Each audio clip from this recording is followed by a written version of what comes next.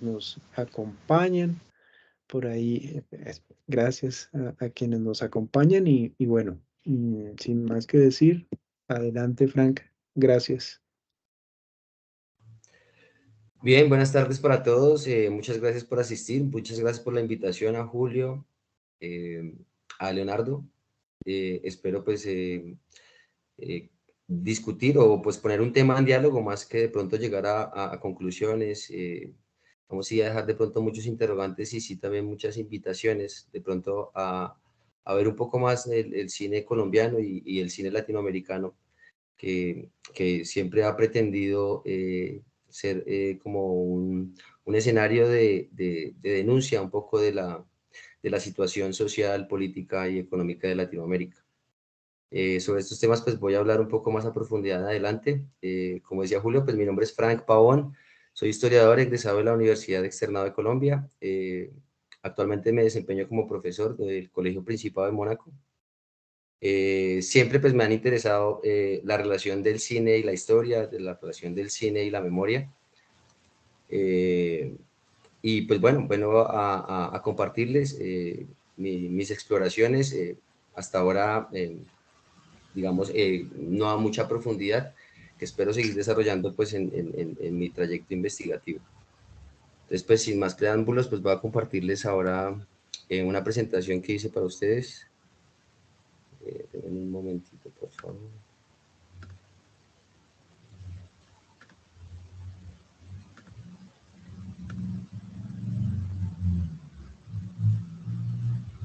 ¿Listo? ¿Está compartiendo?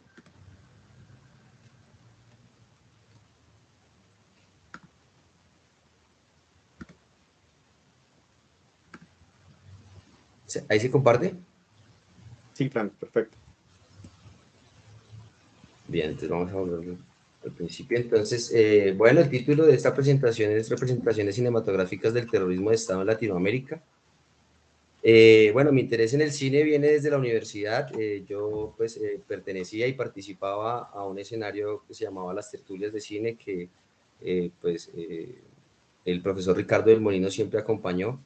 No tengo conocimiento si aún existe este espacio, pero a partir de ahí comenzó a interesarme la relación entre el cine y la historia. En ese momento pues ya estaba haciendo mis prácticas universitarias, las hice como profesor en un colegio y me enamoré de la profesión y a partir de ahí comencé a explorar esa relación. Luego fui a Argentina con el interés de estudiar un doctorado en semiótica como para entender un poco más el lenguaje cinematográfico. Pues terminé estudiando una especialización en enseñanza de ciencias sociales y también allí tuve la experiencia de participar o de trabajar con el Archivo Provincial de la Memoria en Córdoba, que fue en la ciudad en la que residí cuando estuve allá. Y tuve una experiencia muy impactante. La experiencia fue pues cuando visito un centro clandestino de detención y tortura, allí un sitio de memoria en ese entonces. Son sitios que de pronto lo que se busca es que se note en el lugar el paso del tiempo. Fueron lugares que intentaron ser ocultados en distintos momentos de ya estando en democracia. Sin embargo, pues en este momento pues son sitios que se pueden visitar y pues la experiencia que tuve allí pues fue bien impactante para mí ver como esos rastros del pasado reciente traumático que compartimos de alguna manera a todos los países latinoamericanos. Después de ahí mi interés. Eh, bueno, ese pasado reciente pues se resiste a desaparecer. Eh, no solo porque sigue sucediendo, sino porque en el plano institucional, en escenarios postdictatoriales o postconflicto, como el caso de Colombia, la memoria es un problema político y un escenario de disputa.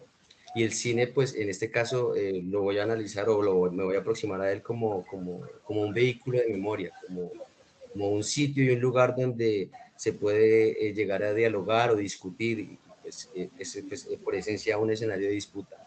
Entonces, pues estos actores de disputa son los movimientos de derechos humanos, que pues han reclamado y siguen reclamando voltear la mirada de ese pasado para demandar justicia. También pues por otro lado están los afectados por la represión estatal, que desde el trauma cargan sufrimiento y dolor que traducen desde entonces en acciones públicas de distinto carácter. Podemos encontrar pues las madres que son víctimas de los falsos positivos en Soacha, las madres de la Plaza de Mayo, las abuelas de la Plaza de Mayo, siempre han hecho acciones públicas de distinto carácter pues para volver la mirada a ese pasado traumático, en el cual las artes pues han sido un vehículo que permite concretar esos reclamos desde la narrativa, desde las artes plásticas, desde la música, pero sobre todo también desde el cine. Estas memorias pues son memorias individuales, la memoria se debe pensar como memoria individual, como un proceso subjetivo que está anclado a experiencias y marcas simbólicas, pero sobre todo materiales. Son escenarios de conflicto, las memorias ya en el plano colectivo, luchas que llevan por preguntarse el rol activo y productor de sentido de los partícipes de esas disputas y sus relaciones con el poder. Entonces, pues también es necesario de pronto entender que esas memorias es necesario historizarlas, reconociendo que existen cambios en la forma de darle significado a ese pasado reciente y también el lugar asignado en las memorias en las distintas naciones de Latinoamérica que han experimentado terrorismo de Estado. En este caso, pues vamos a aproximarnos al caso argentino, chileno y en el caso colombiano. Entonces, la preocupación viene, pues, como decía, por esas cicatrices que deja el pasado, ese terrorismo de Estado en Latinoamérica en las últimas décadas, desde los años 70. Son conflicto social y político sobre cómo procesar ese pasado traumático permanece aún. Los logros de las víctimas y los defensores de derechos humanos son pues, limitados hasta ahora. Se busca pues, verdad, justicia, reparación, garantías de no repetición. La memoria, pues para este grupo es una herramienta de lucha. De otro lado, pues están los observadores, los actores que están menos dispuestos a recordar la violación de derechos humanos, promueven pues políticas de olvido y de reconciliación. Y pues por último están los que glorifican y justifican la violación de derechos humanos en aras del orden y del progreso. El cine y su relación con la memoria pues es indiscutible. Considero que es un canal de difusión de la historia reciente. También sirve pues como un medio para conservar, ¿cierto? Conservar y transmitir la memoria colectiva, ya sea este cine producido como propaganda política o como mercancía o como una visión de los realizadores. Cualquiera de ellos pues incluye una pluralidad de discursos y nos permite dialogar sobre ese pasado reciente. Entonces pues el itinerario que vamos a recorrer, pues ya les estoy hablando del cine como vehículo de la memoria. Vamos a hacer pues una aproximación al concepto de terrorismo de Estado, vamos a ponerlo en contexto. Vamos a hablar un poco del cine latinoamericano, que es considero salen estas denuncias de ese terrorismo de Estado en Latinoamérica, con mucha influencia del neorrealismo italiano y también de la nueva ola francesa. Hablaré pues entonces de los largometrajes de ficción a los cuales nos vamos a aproximar. Hablaré de otros que pues no analizaremos ninguna escena. Entonces, les voy a mostrar dos películas del caso argentino, del caso chileno. Ahí pues, es el orden invertido como aparece en la presentación.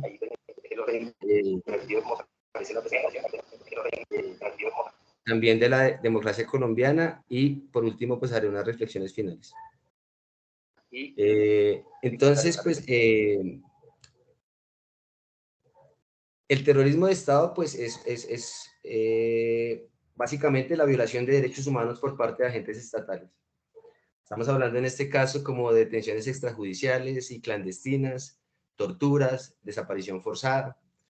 Haré énfasis en este último, digamos, crimen del terrorismo de Estado, que es la desaparición forzada. Es un crimen perfecto para quienes lo cometen. Pues como no hay cuerpo, pues facilita que haya impunidad. Para los sobrevivientes no pueden señalar a un autor. El terror y el daño que genera es demoledor en las víctimas que quedan. El sufrimiento es infinito ya que pues el cuerpo no existe, el duelo pues por lo menos queda suspendido y el dolor pues permanece. Pero todo este terrorismo de Estado es necesario entenderlo en un contexto más amplio que es el de la Guerra Fría y la doctrina de seguridad nacional. Básicamente, pues la Guerra Fría, como pues, conocemos, estuvimos sometidos a la geopolítica mundial bipolar encabezada por Estados Unidos y la Unión Soviética.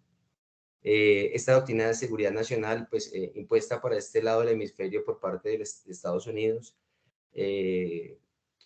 incluye pues distintos tipos de intervenciones, ya que pues el tercer mundo, esta Guerra Fría solo se da pues para el primero y segundo mundo, es decir, el primer mundo desarrollado, Estados Unidos, y el segundo mundo, el socialismo pues industrializado.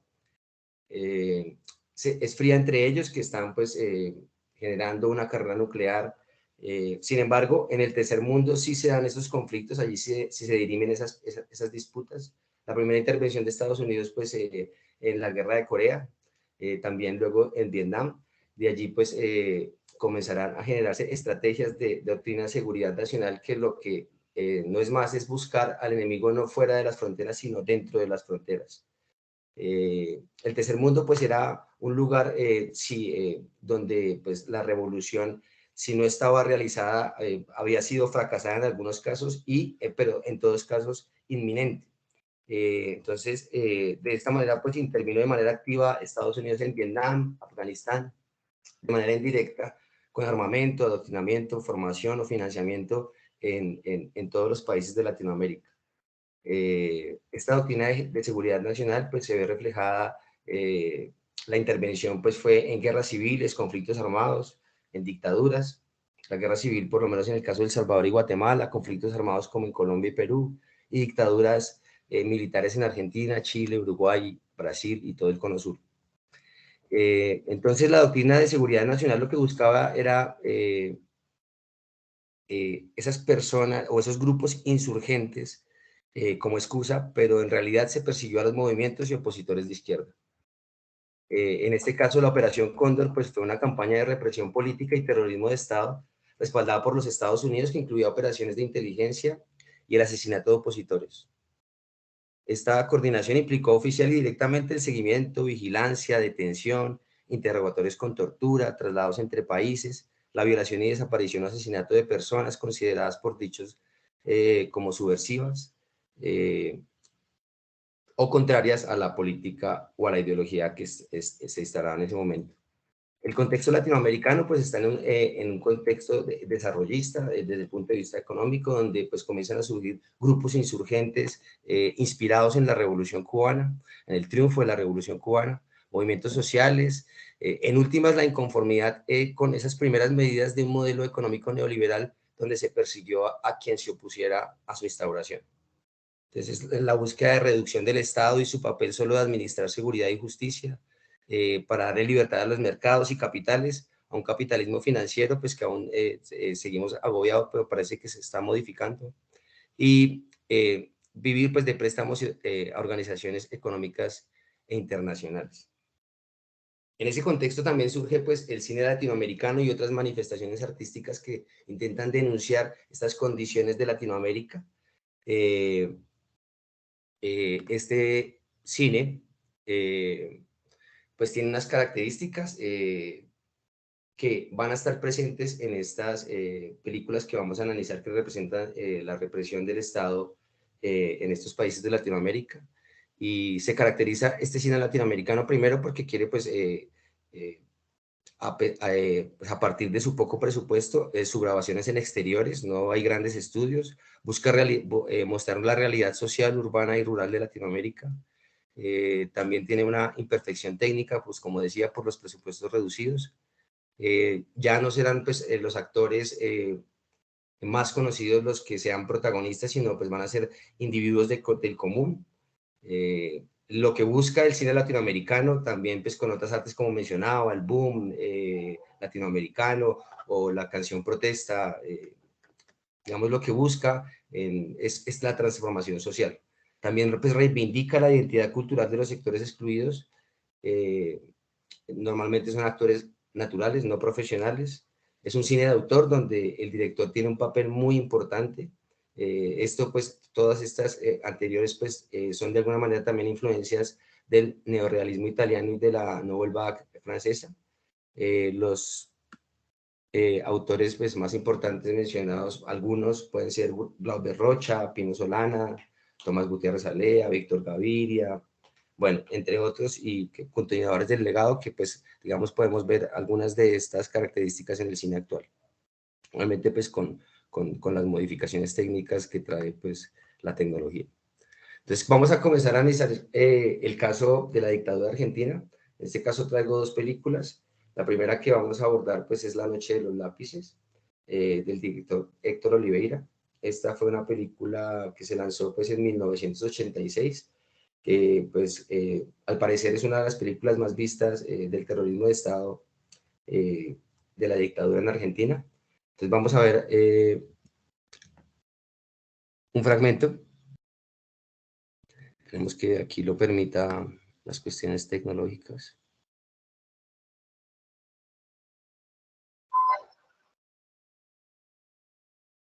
¿Se escucha? No. No No, se aún escucha. no. Entonces hacemos como lo previmos previamente. Compartimos el enlace. Vale, pues Pues sería compartir el enlace, les digo más o menos de qué minuto a qué minuto va y continuamos en la charla. vale. Vale, entonces espera a ver acá. Voy a compartirlo en el chat. Enlace, aprovecho y pues les hago un regalo de pronto a los que no conozcan esta página. Es una página que se llama somaniacos.org. Es una película que tiene aproximadamente 12.900 no sé cuántos títulos de cine independiente de varios países donde pueden hacer sus búsquedas por género, por país, por director. Bueno, y pues es un regalito ahí extra. La idea es que vean entonces desde el minuto, les digo, desde el minuto 43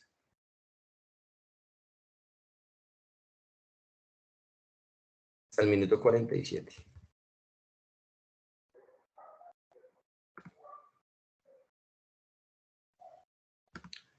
Sí, la tumbaron realmente. Y para mí llegó otra vez de casualidad en un comentario de Twitter porque alguien dijo, debería haber un lugar de libros como Netflix. Entonces yo dije, no, pues sería mejor como Soboman, que era gratis.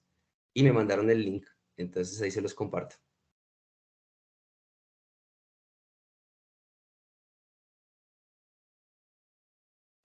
Entonces si quieren, pues podemos iniciar viendo esos minutitos y charlamos. Me dicen cuando, me avisan cuando ya hayan terminado de verlo.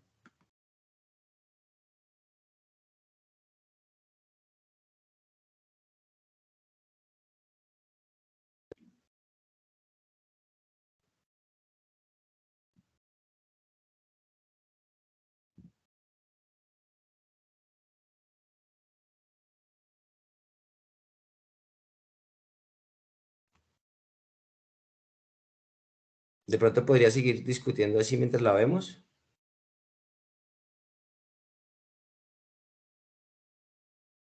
O como es mejor, dejo que la vean y discutimos luego.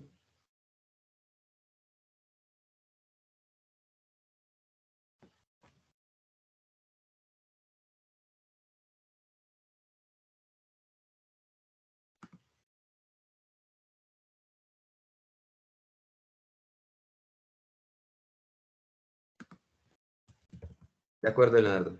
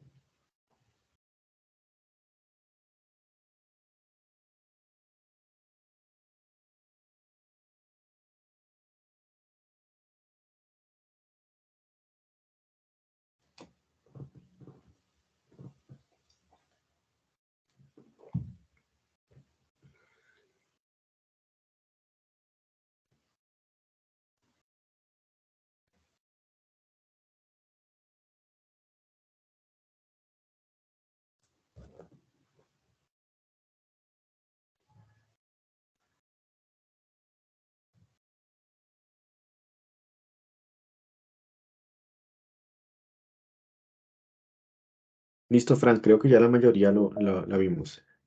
Perfecto. Bien, entonces, como podemos observar, allí hay una representación clara de la tortura, ¿cierto? Se muestra a los tabicados. Los tabicados son, digamos, la manera como ellos estaban amordazados, bueno, o tenía cubiertos sus ojos con una mordaza permanentemente mientras estaban en estos centros clandestinos de tortura y detención. Había de dos maneras diferentes, habían centros clandestinos de detención y tortura, otros ya de desaparición. Como en el caso de Córdoba, los que pasaban por el centro de clandestino de detención y tortura que quedaba en el D2, que quedaba en la parte de atrás de la policía. Allí eran solo los que pasaban a torturar y a hacer interrogatorios. Los que ya iban a la Perla, ellos sí eran ya desaparecidos. Aquí pues podemos, lo que buscan pues las técnicas de tortura para obtener nombres de cualquier persona de pronto que estuviera, en este caso como Pablo, incluyendo parte de un movimiento social. Esta película pues muestra La Noche de los Lápices, así se conoció pues el hecho donde los militares sacan a los estudiantes que promovieron el boleto estudiantil en La Plata. El boleto estudiantil pues es como un auxilio que tienen los estudiantes para transporte, útiles, almuerzos. Ellos pues ganaron ese derecho. Posteriormente, cuando llega la dictadura, pues son perseguidos, sacados de sus casas, como en la mayoría de los casos, y de ahí pues van a este centro de detención clandestino, de detención y tortura. El primero el único sobreviviente de esta Noche de los Lápices es Pablo Díaz, que es representado pues acá, en una de las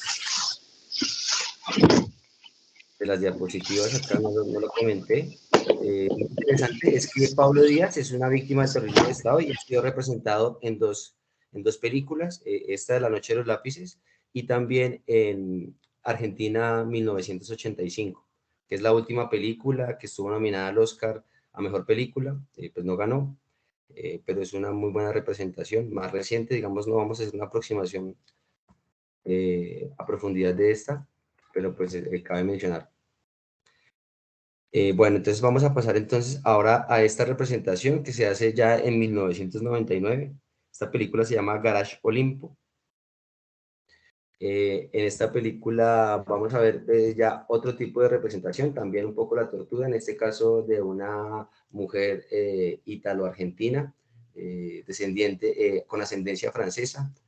Esta persona es secuestrada de manera clandestina, llevada a un centro de clandestino de detención y tortura, pero ya en este caso no es los que están en el imaginario de la memoria de las personas que eran los lugares de las instituciones militares, sino aquí es un garaje común. Los que ejercen la tortura no son militares, sino civiles, que pues al parecer también fueron partícipes de estas prácticas. Entonces vamos a ver un fragmento. Voy a pasarles entonces igual el link por el chat. Y esta vamos a verla desde el minuto.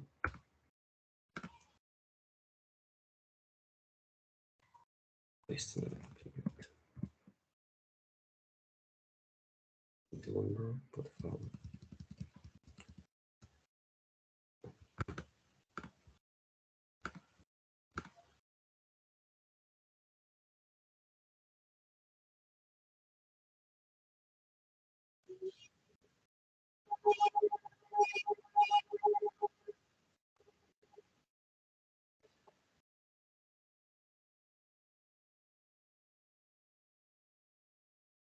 Bien, vamos a verla desde el 1.14.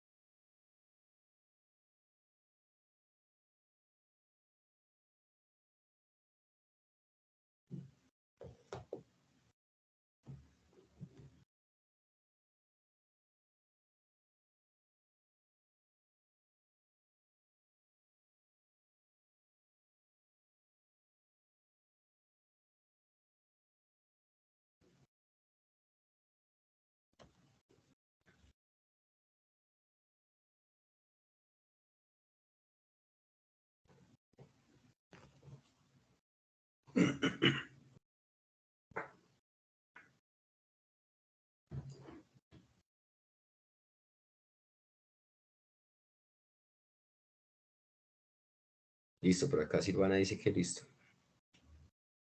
No sé si ya...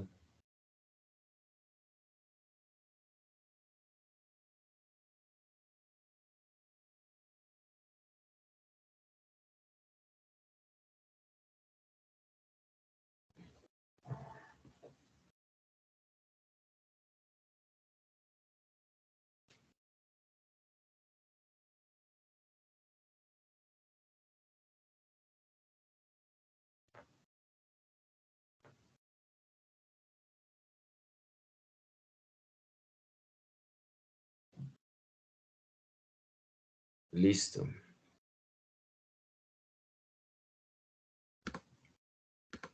Bueno, pues entonces esta película, Garage Olimpo, es una película de 1999, hecha por un chileno, se llama Martín Becci. Aquí, pues, en esta escena podemos ver, pues, como decía, la detención de la extranjera. Allí también se ven escenas de tortura. Se puede ver que, pues, no solo se hicieron en recintos oficiales, sino también en otro tipo de recintos clandestinos, en medio de la ciudad. Los civiles hacían parte del personal que torturaba y que cuidaba a los secuestrados. Estos detenidos, esta película es particular porque el argumento es una chica que pues, es de clase media, pertenece a movimientos sociales y pues alquila una de las habitaciones de su casa a un personaje que es silencioso, parece gustar de ella. A ella pues la detienen de manera clandestina en su casa, la llevan a este garaje y el encargado de torturarla y de cuidarla es su inquilino. Algo muy importante que no se había mostrado hasta entonces en alguna representación del largometraje de ficción en Argentina es aquí comienzan a mostrar los aviones de la muerte, es decir, cómo desaparecían a las personas. Entonces estas personas eran inyectadas, según como muestra la película, pues con un líquido que las adormecía y posteriormente pues eran lanzadas al Río de la Plata pues para desaparecer su cuerpo. Entonces aquí vemos en las dos pues, detenciones extrajudiciales y clandestinas, centros clandestinos de detención y tortura representados, Frank, participación no, perdón, activa. Frank. No Sí, vemos la presentación. vale.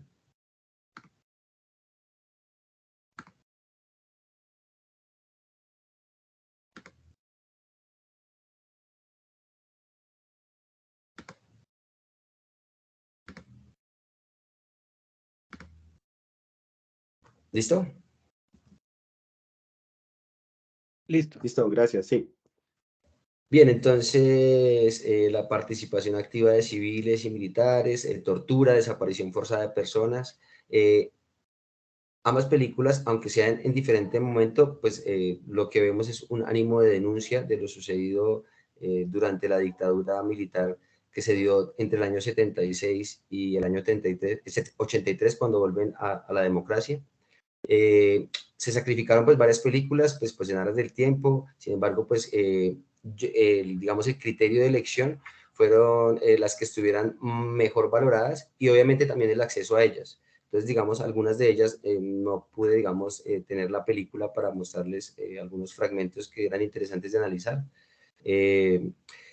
Excepto la historia oficial, que sí está en este enlace en esta página que les di, que es del director Luis Puenzo. Esta se hizo en 1985, fue la primera película argentina en ganar pues, un Oscar.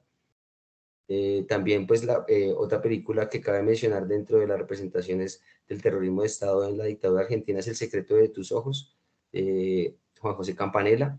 Es una película del 2009. Esta aproximación, es, digamos, en su argumento no es directamente la denuncia o mostrar directamente lo que sucedía durante la dictadura, sino es una película que se da previa a la dictadura y en la que se puede, digamos, no en el argumento, pero sí en la historia que muestra Campanella, se puede ver cómo las instituciones del Estado ya estaban de alguna manera dispuestas para esto que iba a suceder.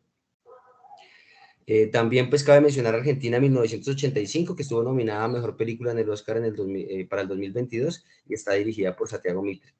Estas dos últimas, la primera la pueden encontrar en la plataforma Star Plus y la otra en Amazon Prime. Pues ahora pasamos al caso de Chile, de la representación del terrorismo de Estado en Chile, y para esto también elegí dos películas. Una de ellas es Machuca. Machuca es una película de Andrés Wood, sale en el 2004.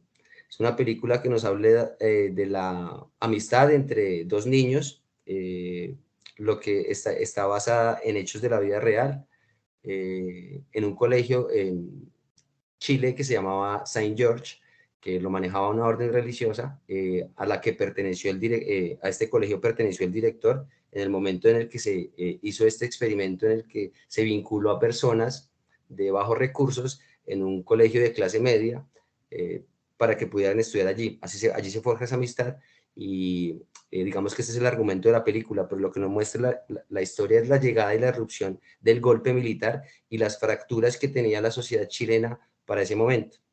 Entonces, pues vamos a ver una escena de esta película.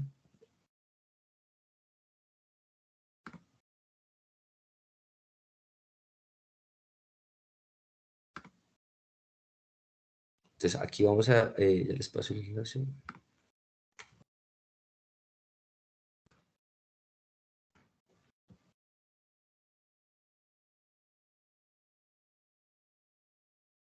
Ahí está el enlace. Entonces vamos a ver desde el minuto 1:41 hasta el 1:46.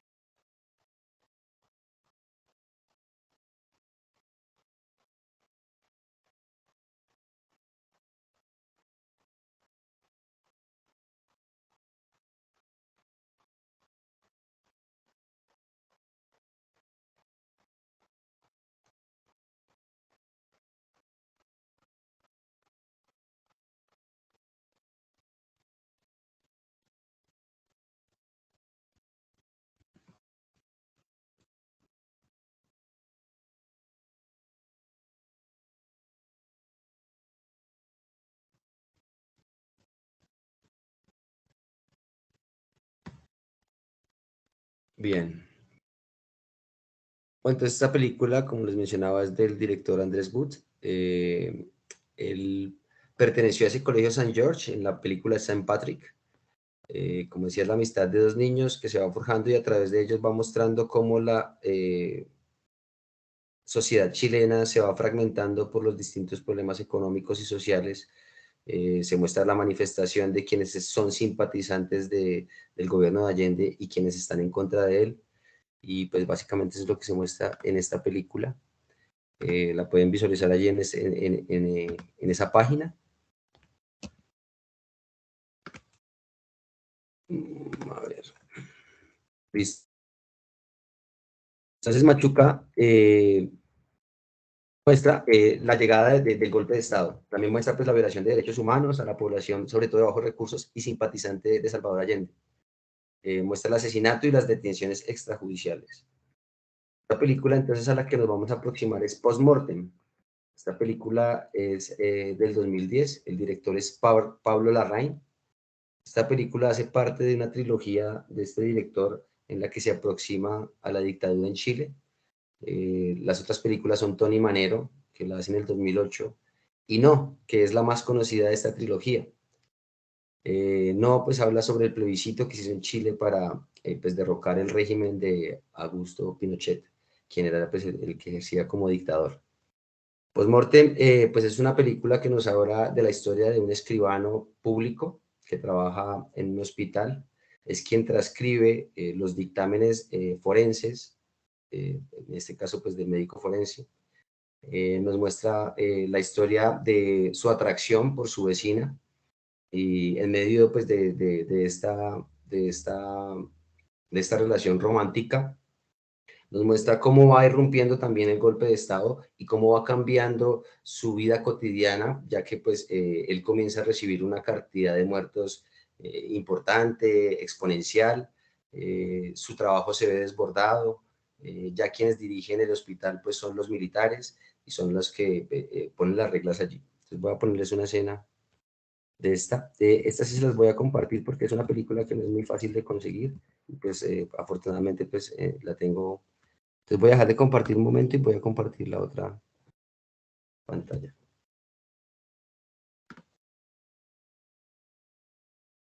A ver, ¿cómo es esto?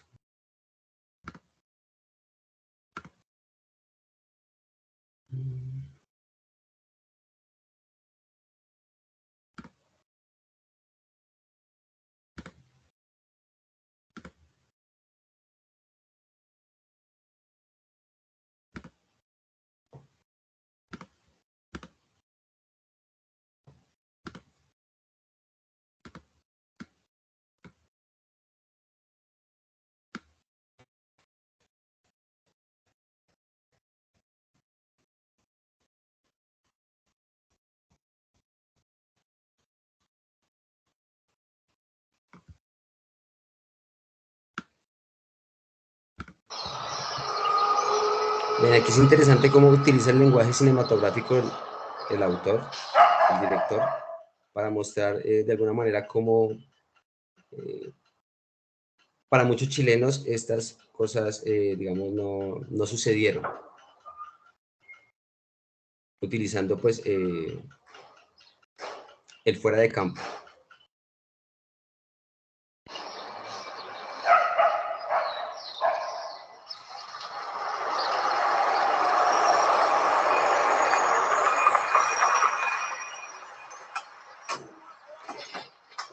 Una escena muy interesante que vamos a, pues voy a ahorita la adelanto un poco, es aquí se representa la autopsia de Salvador Allende.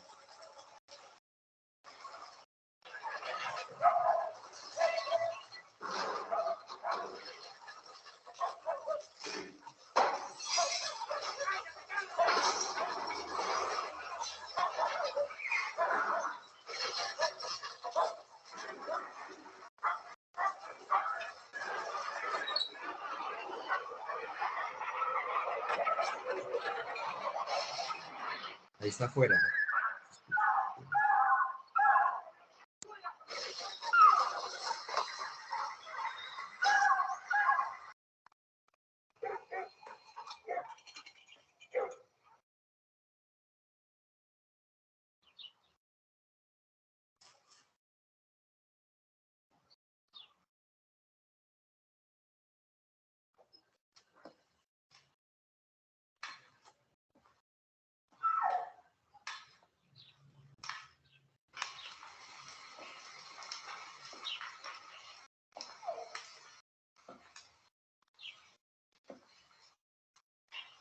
la vecina por la cual él se veía atraído, pues militaba para los simpatizantes de Allende.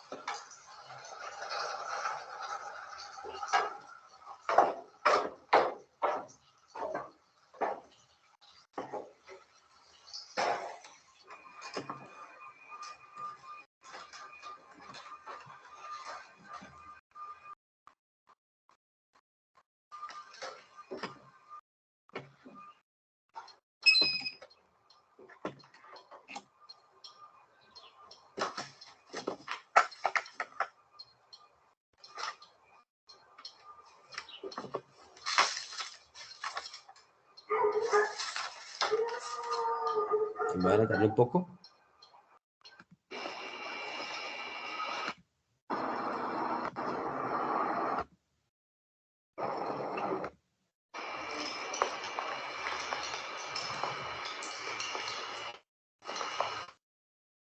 Él ahí está encontrándose con esa nueva realidad. No hay problema. No se preocupe. Va a estar muy bien. Va a caminar perfectamente. Está todo solucionado. Yo hablé con el coronel Pérez y está todo bien. Bueno.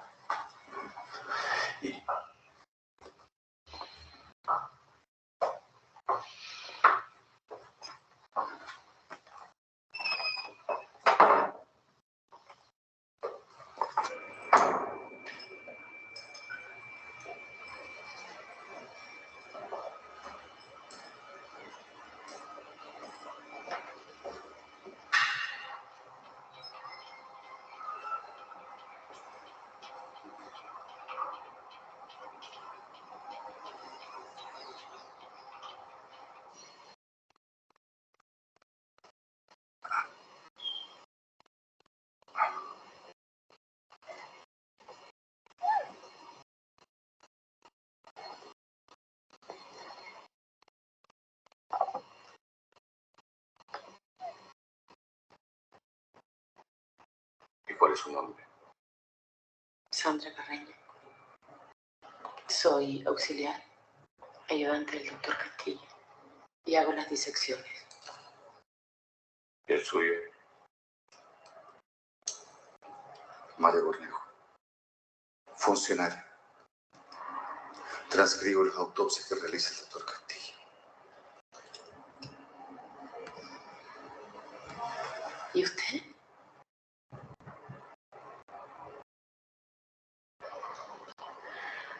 Es mi personal de confianza, capitán. A mí me gustaría irme a mi casa ahora.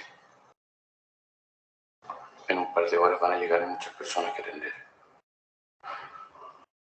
Se ha declarado un estado de guerra y en la guerra siempre hay bajas. Doctor, usted tiene que hacer algo. ¿Qué quiere que haga, señorita? Yo no sé cómo opera esta institución, pero voy a hacer que esto funcione. Bien, ahora les vamos a mostrar un poquito de la autopsia de Salvador Allende. Estoy seguro.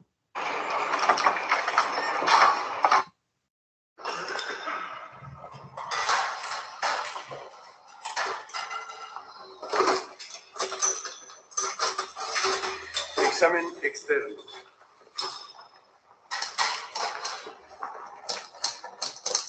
Se observa un orificio de entrada de proyectil de forma irregularmente estrellada cuyo diámetro es de 2 centímetros.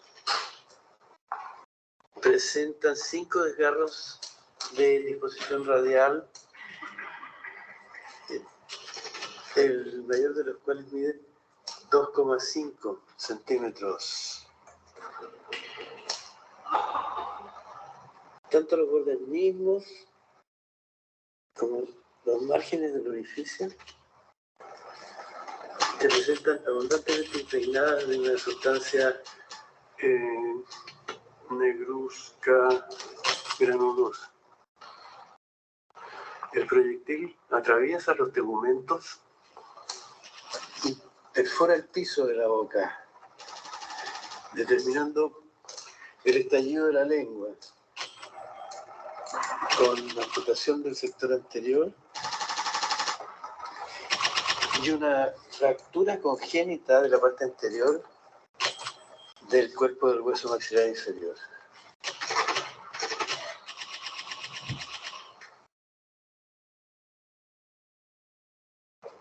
¿Lo tiene, Cornejo? No todo, doctor.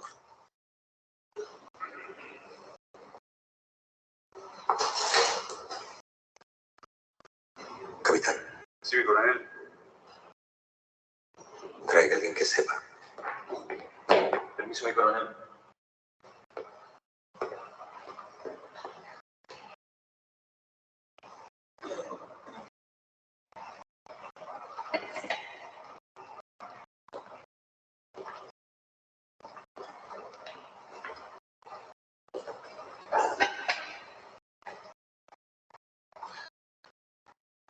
Penetra al cráneo,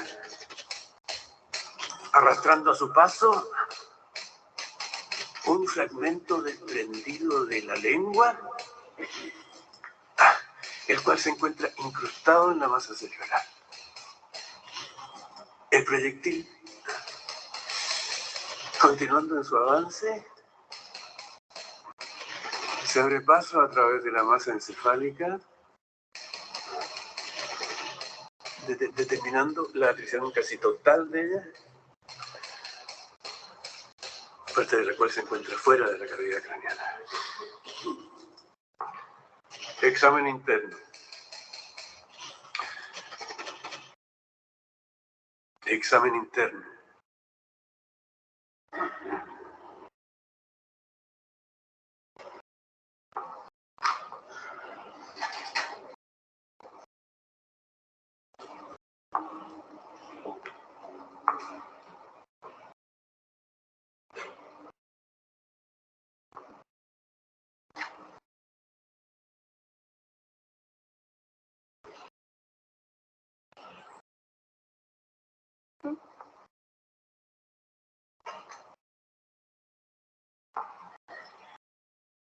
Disculpe, doctor. No puedo.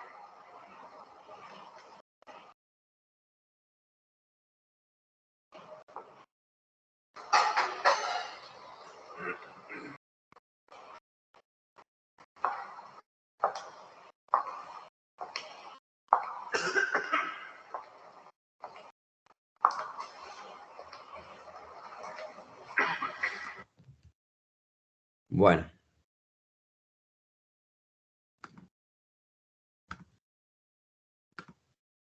Listo, entonces, bueno, esta película entonces es post-mortem, como decía, hacía parte de la trilogía sobre la dictadura chilena que hace Pablo Larraín. Nos pone a cuestionarnos, nos hace una gran pregunta de cuál es el papel de la ciencia forense en el momento de una dictadura o por lo menos en relación con la desaparición forzada de personas. Permítanme, les comparto nuevamente pantalla.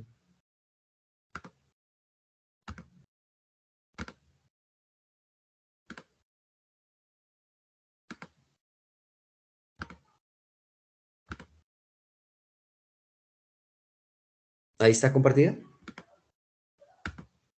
Sí, ya ahí está está. abriendo. Listo.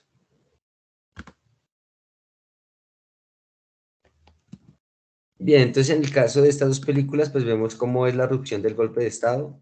el registro ilegal de viviendas, en el caso de la primera, la segunda también pues ya en un hogar clase media, la violación de derechos humanos a los integrantes de movimientos y organizaciones sociales, el incremento exponencial de cadáveres en el caso de la segunda película, la ciencia forense al servicio de los militares y pues nuevamente la desaparición forzada de personas.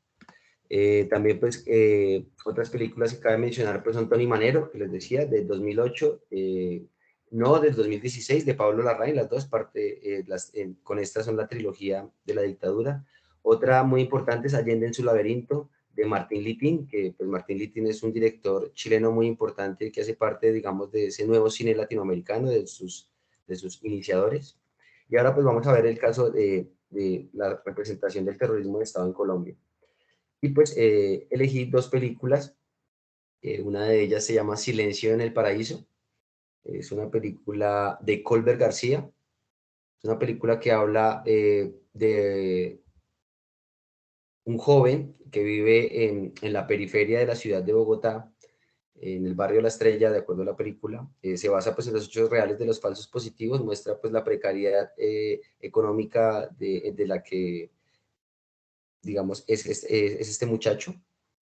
Él tiene pues también una relación amorosa, tiene dificultades económicas y pues se ve atraído por la propuesta de un trabajo en el que puede ganar mucho dinero y pues muestra, digamos, esta trayectoria que ya se ha sabido cada vez más de este delito por parte del Estado colombiano. Entonces vamos a ver el fragmento de esta película. A ver, entonces les voy a pasar el enlace.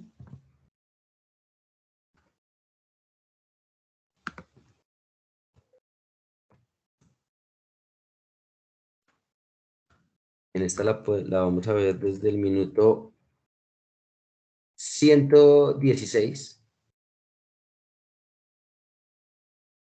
Sí, podemos ver ese pedacito. 116. Vamos a verlo más o menos hasta el 130.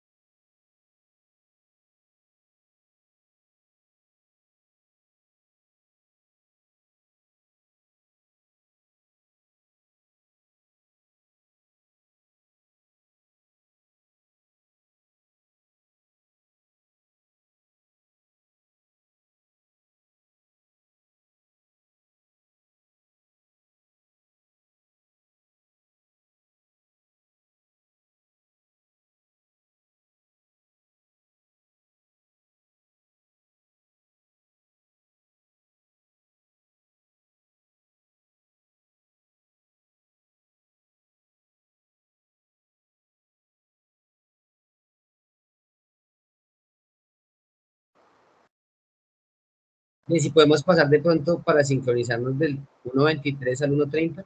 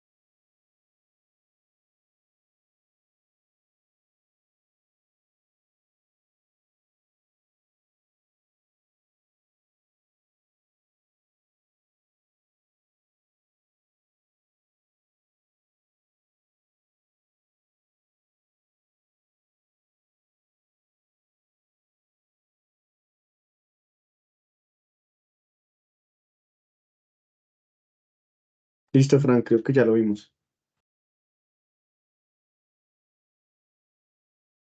Listo, bueno, entonces ya comparto nueva la presentación.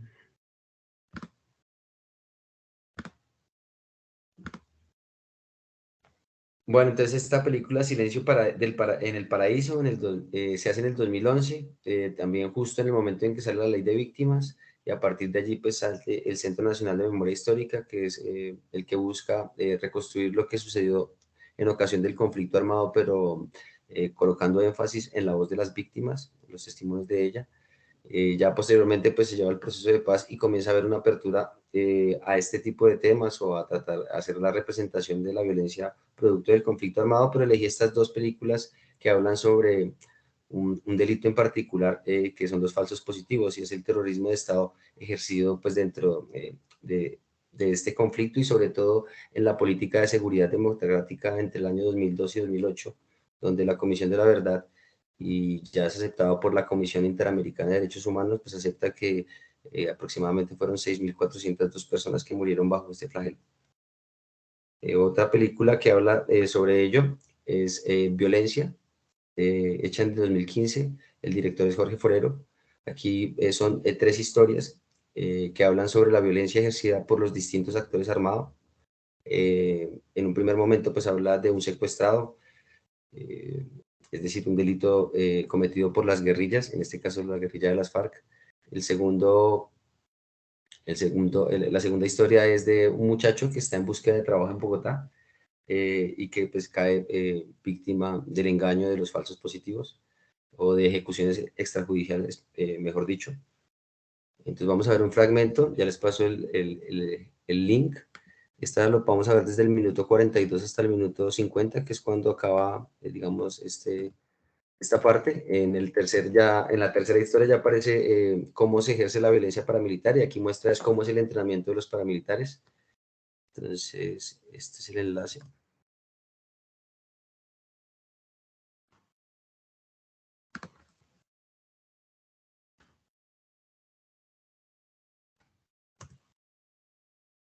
Entonces la idea es verlo desde el minuto 42 hasta aproximadamente el minuto 50 cuando comienza la otra historia.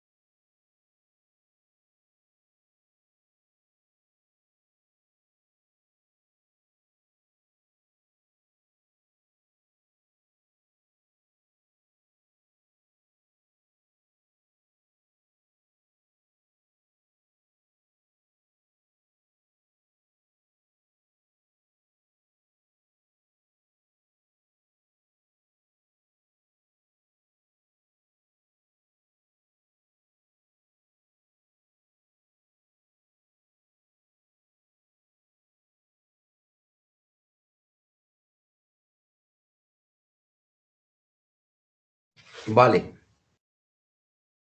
Listo. Entonces, bueno, esta es una película que nuevamente nos muestra una representación de los falsos positivos. En este caso, en el contexto de la película, pues es la representación de la violencia ejercida por el Estado, en este caso por los militares. Muestra el momento de que son reclutados o más bien captados, engañados y luego cómo son llevados y muertos o puestos como muertos en combate. Entonces, digamos que básicamente estas son las películas que quería compartir con ustedes. Hay varias películas por mencionar, sobre todo del terrorismo de Estado, largometrajes de ficción, podríamos hablar de La Siempre Viva, pero es una película que no sé si está pues, dentro de la censura, pero es muy difícil de conseguir, así sea pirata, pero es difícil de conseguir. También pues cabe mencionar Salvador, es una película del 2022 que también habla sobre la toma del Palacio de Justicia y los desaparecidos del Palacio de Justicia. Estas dos películas pues cabe mencionarlas. Y pues tengo algunas reflexiones finales. Entonces, primero pues el cine nos permite acercarnos a ese pasado cercano, traumático, y nos brinda pues unas posibilidades que son como establecer vínculos más cercanos con la comunidad. También pues reclamar un lugar en el debate público y pues trascender, que es algo que a mí me ha preocupado bastante desde que estaba en la universidad, es trascender la comunidad científica y universitaria. Aunque aún sean escasos pues los espacios de difusión, ya que pues de alguna manera esta oferta de este cine solo se encuentra centralizado en el centro oriente de Bogotá, es decir, Candelaria, Chapinero, Usaquén, pero es muy difícil acceder eh, a esos productos culturales en otros espacios. Otra reflexión es que pues el cine nos permite poner en diálogo diversas memorias que se disputan el significado de ese pasado. Considero que hay que superar ese discurso maniqueo entre buenos y malos y hay que comenzar a aproximarse desde todas las perspectivas para comenzar a hacer ya una memoria histórica de ese pasado que compartimos como continente latinoamericano. Entonces, este cine latinoamericano sobre el terrorismo de Estado nos permite conocer un pasado traumático común que vivió el continente, ver que pues no es una realidad que solo sucede en Colombia. Entonces, pues la invitación es a ver más cine latinoamericano. Con esto yo termino. Aquí en la parte superior de la presentación pues está la página para que pues se diviertan y la disfruten. Pues, es un plus de esta presentación. No sé, pues dejo abierto entonces el espacio para las preguntas que quieran realizarme o los comentarios. Se han sacrificado pues bastantes películas, hay aproximaciones pues también al terrorismo de Estado en El Salvador. Está Voces Inocentes, que es una película pues que también ha sido muy difundida. Y otras películas que quizás ustedes podrían también aportar para la discusión.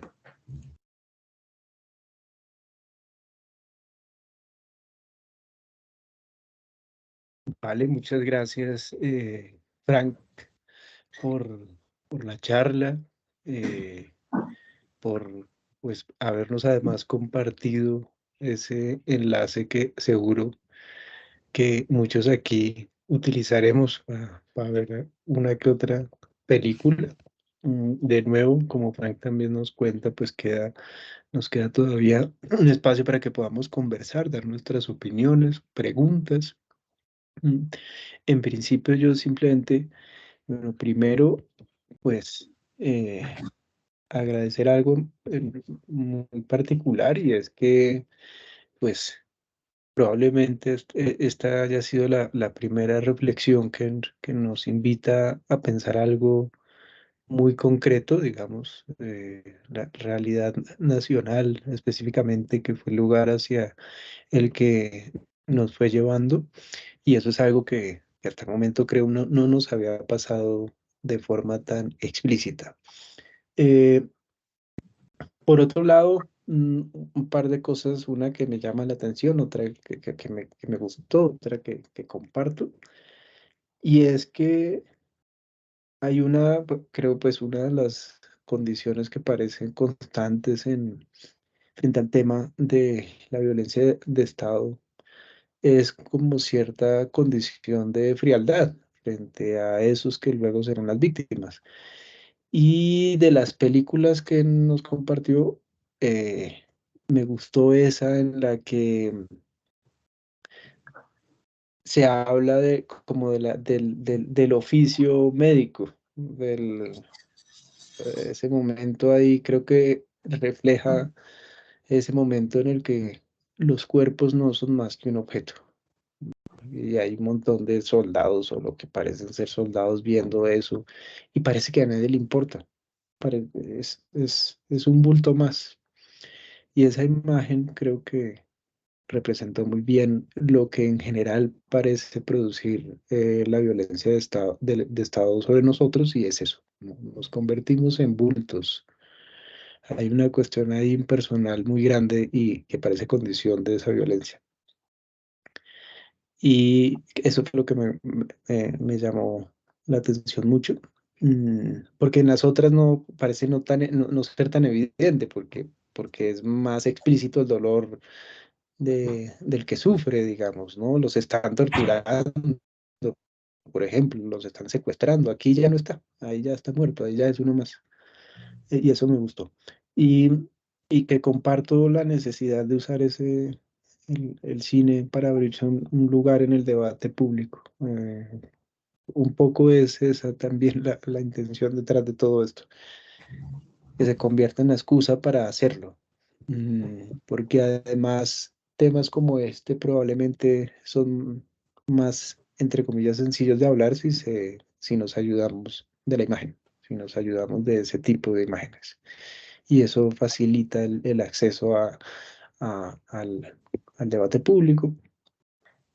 Y por alguna razón también me acordaba, o bueno, pensaba, no sé, por ejemplo, en esas otras formas en las que a través de imágenes o del audiovisual nos ayudamos a contar estos temas, ¿no? Entonces, me acordaba, yo no la vi completa, pero en esa serie cortiquitica del Matarife, la pensaba, pues me acordaba todo el tiempo de esa serie. Eh, Solo como por pensar en otras formas de narrar lo mismo, como hablando en términos de formato, pues eso era lo que yo quería decir. Sí, pues importante lo que menciona con respecto al cuerpo, porque digamos, la intención inicial es infringir dolor sobre ese cuerpo, ¿cierto? Mientras se encuentra con vida. Posteriormente, digamos, parece no importar y ser un número o una parte más de ese bulto, pero también se vuelve como el elemento de disputa, como, como eso, ese, el cuerpo se vuelve esa ausencia más bien del cuerpo es la que permite por un lado a otros reivindicar su presencia y por el otro lado negar esa presencia y pues desde lo que se busca en principio con la desaparición forzada es dejar borrar cualquier tipo de rastro. Una película de las que mencioné y no mostré, que es La historia oficial, esto es un delito bien particular, que era el robo de bebés a las mujeres que estaban detenidas y luego después desaparecían. El robo de bebés lo que buscaba en últimas era quedarse como con ese cuerpo, ¿cierto? Y formarlo por fuera de ese germen de izquierda, de ese germen progresista al cual se quería eliminar. Pero que de alguna manera se conserva y que irrumpe en la memoria y en este momento esas demandas y esos reclamos de estas organizaciones de hijos y de nietos han permitido que esos 500 bebés desaparecidos durante la dictadura de Argentina ya se hayan encontrado 135, si no estoy mal.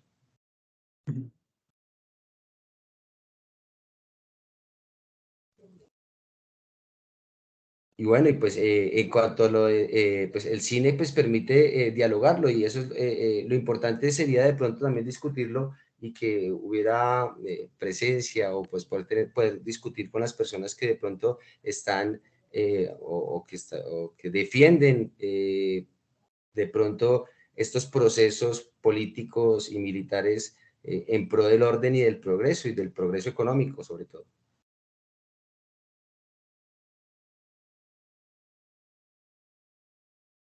Sí, así es. Perdón, me recuerda, nos recuerda por el nombre de esa película de la de los bebés, que me quedó Se eso llama ahí en la cabeza. La historia oficial. Esta es una Ya, película del director Luis Puenzo, esa se encuentra en Netflix y está en esta página que les pasé, también se encuentra.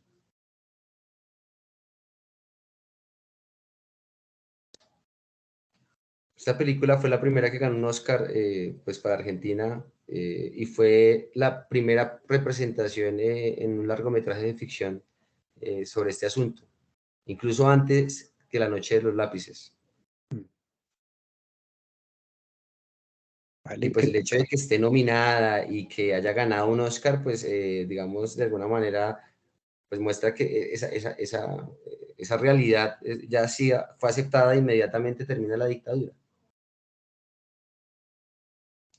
Ahora, lo que podemos ver es que, digamos, en las películas que no pude mostrar, El secreto de sus ojos y Argentina 1985, ya no se muestra esa dictadura como con un ánimo de denuncia, sino más bien como un ánimo de reflexión de cómo se vinculan las personas o la sociedad civil en un proceso dictatorial.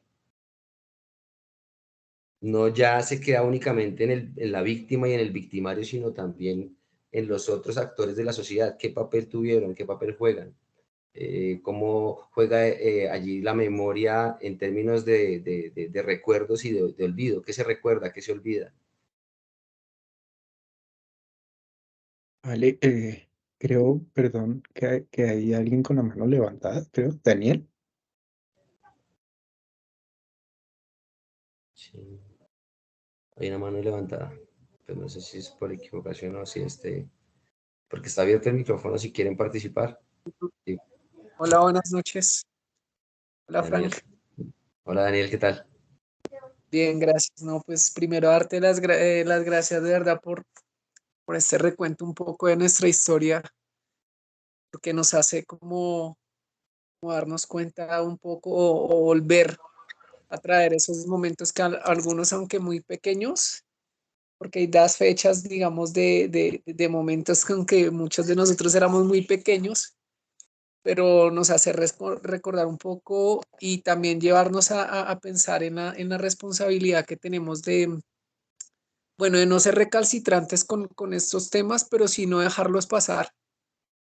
Mm, porque, porque, pues, digamos, en nuestro caso, los que enseñamos, pues es parte de nuestro trabajo y de nuestra función recordar que lo que somos hoy en día es gracias, es cierto, o con fortuna a veces o con una infortuna también o eventos desafortunados, somos lo que somos en este momento.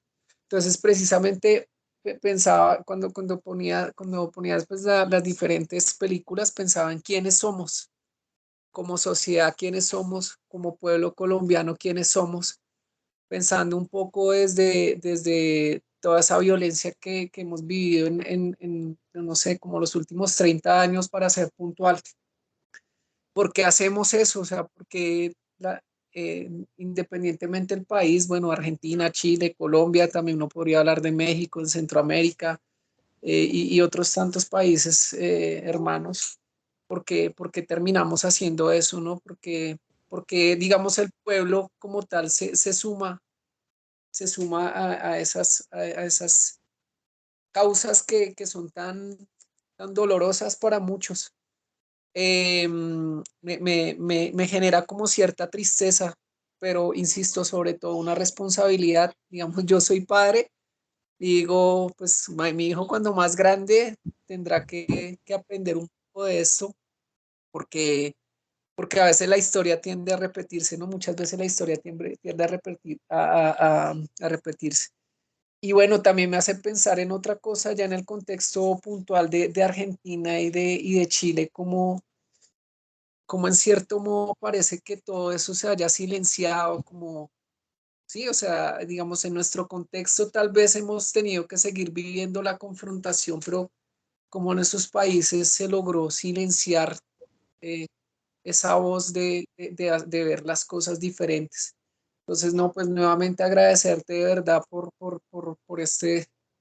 breve recuento de nuestra historia latina, pues gracias también por esa fuente tan importante que nos das para poder pues alimentarnos de otro tipo de cine, ¿no?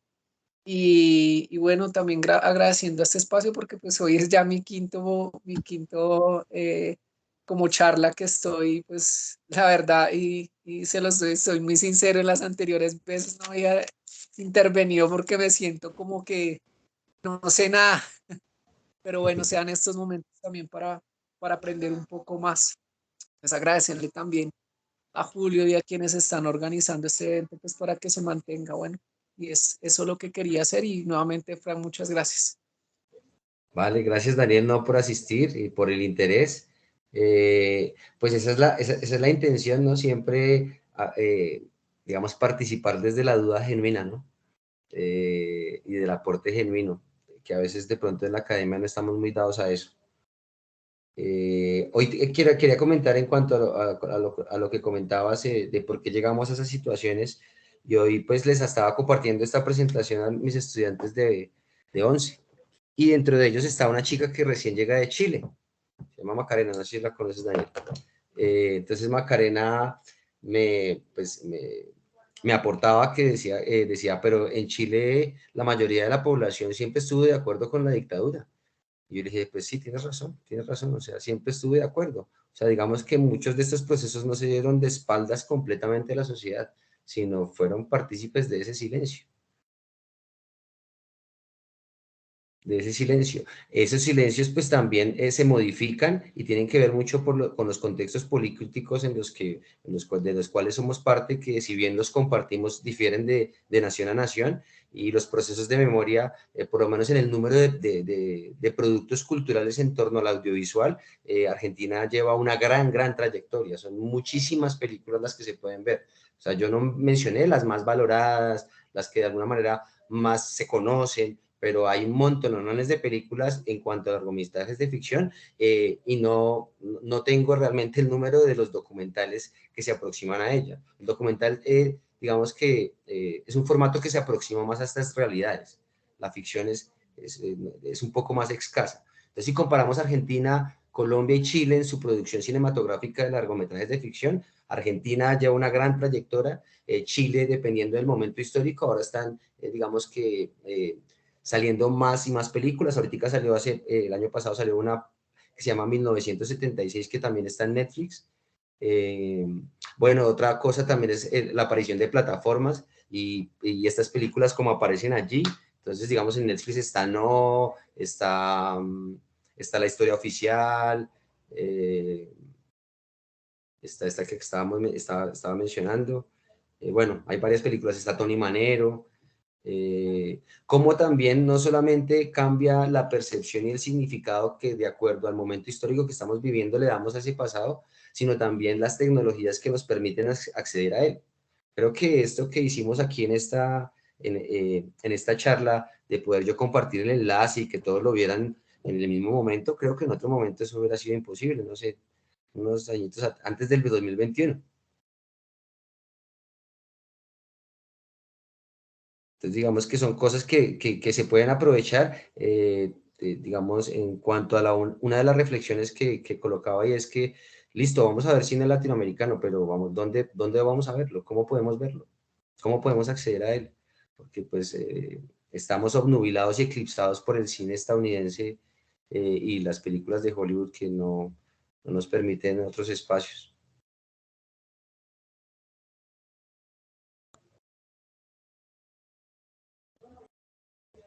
Sí, exactamente. Esa es una de esas cosas que yo también agradezco y es que hubiéramos podido eh, pensar en aquello que de repente nos es más cercano, pero no disfrutamos. No es probable que algunas de esas últimas películas, las colombianas, algunas personas no las conocieran, por ejemplo, y no son mucho más cercanas también. eh, Siento una relación ahí que a mí me gusta pensar entre el cine y el silencio. Una de las cosas que hace el cine a favor nuestro es que nos ayuda a nombrar lo que en sí mismo parece ser innombrable, como una tortura o una desaparición. Son cosas para las que no hay palabras, ¿no? O no hay palabra que contenga esa experiencia. Sin embargo, el cine nos ayuda a eso. Es probable que, no, que con otro recurso no sea posible. Las palabras de las víctimas nunca serán suficientes. Uno, en versiones mucho más chiquitas, a uno le pasa algo y uno siente que su manera de describirlos nunca le hace justicia a lo que ocurrió. Y el cine, y el cine le ayuda a uno a por lo menos acercarse a lo ocurrido, a eso para lo que no hay palabra. Porque en principio las gentes hemos asumido que esos hechos, que son los traumáticos, pues, o más bien son hechos traumáticos porque nadie los prevé. Uno no se levanta creyendo que desde mañana van a matar estudiantes. Uno no anticipa esas cosas. Por eso es que son traumáticas y por eso uno no las puede describir. ¿Mm? Y el cine ayuda un montón con eso. Ay, perdón, Leonardo tenía la mano levantada. Vale, Julio. Frank, muchas gracias. Te quería agradecerle por su presentación, también por el acercamiento al cine latinoamericano que no teníamos en este ciclo de conferencias y que aquí aparece. Me parece que es un gran aporte pues para vivir. Muchas gracias. Y yo quería solo como un par de comentarios pues que salen a propósito de sus ideas. Y es que aquí veo algo muy interesante y es que dejamos de ver el cine como un artefacto de entretenimiento, que es como nos tiene acostumbrados pues Netflix y Hollywood y bueno, y eso, como una forma incluso de escape de realidad, con el amor, con la acción, bueno, en fin, con la cosa heroica, con el superhéroe, y que con la perspectiva latinoamericana, pues como se lo señala, con el neorrealismo italiano, con el cine francés, pues vemos que hay una clara como componente social y político en este cine, ¿no? Como una forma de memoria, de hacer justicia epistémica con las víctimas, de reconocer pues un pasado de violencia, de hacer una denuncia, bueno, en fin, hay un tono clarísimo, clarísimo político que además funciona como herramienta pues, de transformación para las generaciones o para los observadores contemporáneos. Entonces, eso me parece muy chévere. Y bueno, quería señalarlo. Y lo otro es como una pregunta, a ver cómo lo ven. Y es que, pues todos sabemos, producir cine es muy costoso, muy caro. Y me pregunto, claro, antes en una sociedad que sean más cerradas o donde haya poderes políticos con intereses, pues no sé, de silenciar este tipo de situaciones es mucho más difícil hacer cine de denuncia de este estilo. Por ejemplo, no entiendo muy bien cómo logró La Noche de los Lápices en el 86 producirse. O sea, es decir, eso es un hito, realmente es algo muy difícil. De hecho, eso es una virtud adicional de esa película. Pero hoy las cosas son un poco más, digámoslo así, entre comillas, sencillas. Hay una suerte como de libertad de expresión que se manifiesta pues en presupuestos y bueno, hay unas políticas distintas. Quería preguntarle eso, ¿usted cómo ve el ambiente en términos de aportes estatales, como de disposiciones de Estado para que justamente se produzcan este tipo de producciones que pueden ser incómodas incluso para los gobiernos de turno en Latinoamérica? ¿O usted cree, en cambio, que esto se hace todavía de una manera independiente? No sé, bueno, ¿cómo lo ve? Bueno, inicialmente, digamos, en el caso de La Noche de los Lápices, pues digamos que ya sale esta película luego del informe del Nunca Más. Digamos que ya es una verdad que se maneja de manera pública. Héctor Olivera siempre estuvo interesado en mostrar la manera como el Estado ejercía la violencia, no solamente en la dictadura del 76, sino también en otros contextos. De hecho, una de sus películas más famosas es Patagonia Rebelde, es como la masacre de unos trabajadores sindicalizados. Él no se exilia, Héctor Olivera no se exilia, él queda porque pues él ya es un director muy reputado, que pues pertenece a la clase alta argentina. De hecho hay una anécdota que él fueron pues a detenerlo, pues para hacerle pues, un procedimiento de interrogación y tortura quizás, pero él pasa desapercibido por las condiciones en las que vive. O sea, no pueden creer que una persona de estas pues, sea de izquierda, pues con la cantidad de dinero que tiene. Entonces, digamos que ahí los recursos estaban y la disposición estatal, por eso nombro lo del nunca más, ya estaba dada. Sin embargo, pues en otros contextos como en Colombia es más complicado. Digamos que hasta ahora hay como una apertura en el ámbito público a discutir sobre estas cosas. Incluso como en algunos espacios antes era prohibido mencionar, hablar sobre los actores armados o hablar de la historia de Colombia siempre hasta cierto punto. Entonces, pues, afortunadamente también, pues, se logró, digamos, cierta financiación y está la ley de cine a partir del 2003. Eso hace que se incremente de alguna manera el cine colombiano y sus expresiones y sus ánimo de denuncia con respecto a lo que sucedía en el conflicto armado, pero era una cosa casi que titánica. La búsqueda de inversores, hay un dinero público, pero normalmente siempre las películas del cine colombiano tienen una composición mixta desde el punto de vista de la economía. Entonces tienen algún capital privado. Hay algo que le ha funcionado mucho al cine colombiano y son los festivales internacionales. Siempre han estado como muy abiertos a recibir las propuestas de cine latinoamericano y particularmente colombiano y han dado algunas subvenciones que han permitido terminar las películas. Entonces, ahora pues no se puede negar que a partir del 2016 hubo como una explosión de producción cultural y cinematográfica, no solo en torno a la violencia, sino pues de cines desde otras perspectivas, analizando otras realidades sociales también complejas, pero no pues directamente desde el conflicto. Pero desde el 2002, el 2022 es el año en el que más producciones ha habido en Colombia. Es decir, post pandemia esto se aceleró y digamos en este momento hay muchas a mí que se me salen de radar que no conozco todavía. Pero entonces ahí ya iría entonces yo a un problema y con ese quisiera ya pues terminar como por el tiempo también, y es dejar una cosa ahí en la reflexión, y es que Colombia siempre ha sido, decía Hugo Chaparro, que es un crítico de cine, muy melodramática en la manera de verse y de más bien de identificarse. Entonces, desde los inicios del cine, de las primeras películas colombianas, siempre ha estado reacio a verse en la pantalla. Es un espejo en el cual no se quiere ver, no está dispuesto, no quiere que le muestren esa realidad. Muchos espectadores niegan acercarse al cine colombiano porque lo consideran, digamos, a veces de mala calidad, pues por lo que hablábamos de las producciones, muy grosero, dicen unos, pero sobre todo lo que quieren es que mostremos la Colombia bonita, la Colombia es pasión, quieren verse más reflejados en esas identidades, en esas falsas identidades que de pronto en estas construcciones y esas reflexiones sobre a lo que nos sucede como sociedad y pues el buen cine colombiano que lamentablemente no se ve.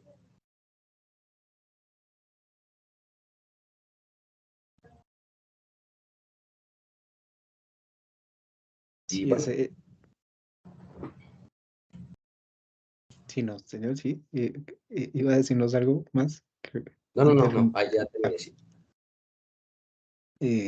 Sí, exactamente, creo que hay que aprovechar momentos como para ver ese otro cine o por lo menos saber que existe, pues, porque, de nuevo, probablemente muchas de estas referencias algunos no las conocíamos. Y exactamente, es probable que estemos habituados a ver otro tipo de cosas. También es una invitación también a pensar en qué tipo de imágenes producimos. Es probable que también uno sienta a veces la debilidad de ver otro tipo de películas porque los medios reproducen una serie de imágenes pues, que son agobiantes. Entonces uno puede suponer como ver otra película de la violencia cuando todos los días no hacen sino mostrarme imágenes que son violentas, ya como que de repente eso también está atravesado en nosotros. Así que, bueno, de nuevo, gracias, Frank, por acompañarnos, por, por el tema compartido, por el enlace para que podamos seguir viendo otras películas, por el tiempo y así también a las demás personas que nos han venido acompañando. Muchas gracias. Vale, muchas gracias a todos. Y bueno, hay mucho cine latinoamericano y colombiano ahí para ver. Así es, sí. Muchas gracias.